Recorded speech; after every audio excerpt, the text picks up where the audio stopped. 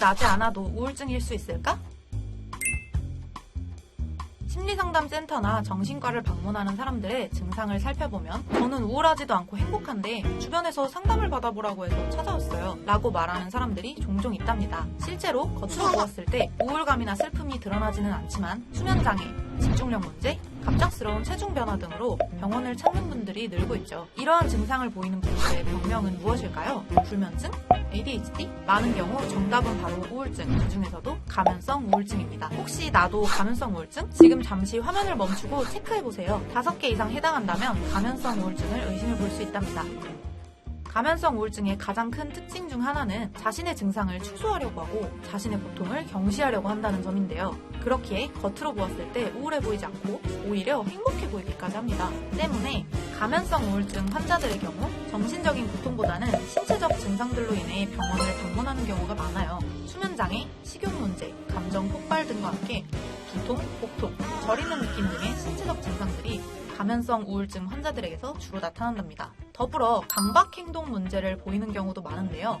도박 중독이나 알코올 중독은 물론 쇼핑 중독, 심지어 일 중독에 빠지기도 하죠. 특히 한국처럼 우울한 감정이나 슬픈 감정을 터부시하거나 도움을 요청하고 자신의 고통을 알리는 것에 대해 사회적으로 부정적 경향을 띈다면 가면성 우울증의 발병 비율이 더 높아집니다. 가면성 우울증의 또 다른 큰 특징은 나이대별로 증상이 다르게 나타난다는 점입니다. 어린이나 청소년의 경우 인지적 발달이 완전히 이루어지지 않았기에 우울하다는 감정에 대한 인식 자체가 제대로 되지 않은 경우가 많아요. 대신 우울감을 짜증이나 폭력, 일탈, 등교 거부 등의 방식으로 표현하곤 합니다. 중년 이상의 연령대에서는 사회적인 지위에서 오는 압박감, 낮은 성취감, 인생에 대한 후회와 회의 등이 우울증으로 발현되죠. 특히 노년기로 가면 신체화 증상 중에서도 기억력 등의 인지 기능 장애가 오는 경우가 많아 우울증을 치매로 인하여 잘못된 치료 방법으로 인해 우울증 치료 시기를 놓치는 경우도 발생합니다. 가면성 우울증의 원인을 명확히 특정하기는 어렵습니다.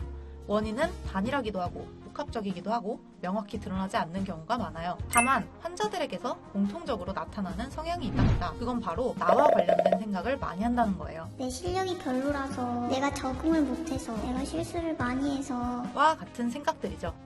이건 우울증이 아니라 겸손한 거 아니야? 라는 생각이 드실 수도 있어요. 하지만 적당한 자기 반성이 아니라 지나치게 문제의 원인을 나에게서 찾을수록 좌절, 포기, 실망이 늘어나게 됩니다. 실제로 우울증 환자들의 자기 비판적인 태도는 습관적으로 자신을 낮추어 평가하게 하고 자존감을 떨어뜨려 환자를 극단적인 선택에까지 이르게 하는 원인이 되기도 한답니다. 가장 위험한 것 중 하나는 가면성 우울증을 비롯한 우울증 환자들에게 의지 문제라고 이야기하는 거예요. 네가 의지만 가지면 극복할 수 있어.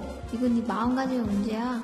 앞서 말한 문장들 한 번쯤 힘들어하는 친구에게 말해보는 적 있지 않나요? 그렇다면 그 마음은 조용히 넣어두는 게 좋습니다. 에헤이 너도 우울증은 의지와는 무관한 질병의 문제이기 때문에 개인의 노력만으로 이겨내는 데에는 한계가 있을 수밖에 없어요. 만약 주변의 지인이나 사랑하는 사람이 갑작스럽게 이유 없는 신체적인 아픔을 호소하거나 평소와 다름없이 밝은 모습을 보이면서도 정신을 딴 데 두고 다니는 것처럼 행동하는 등 가면성 우울증 증상을 보인다면 더 늦기 전에 심리상담이나 정신과 등을 내방하여 가면을 벗을 수 있도록 도와주도록 해요.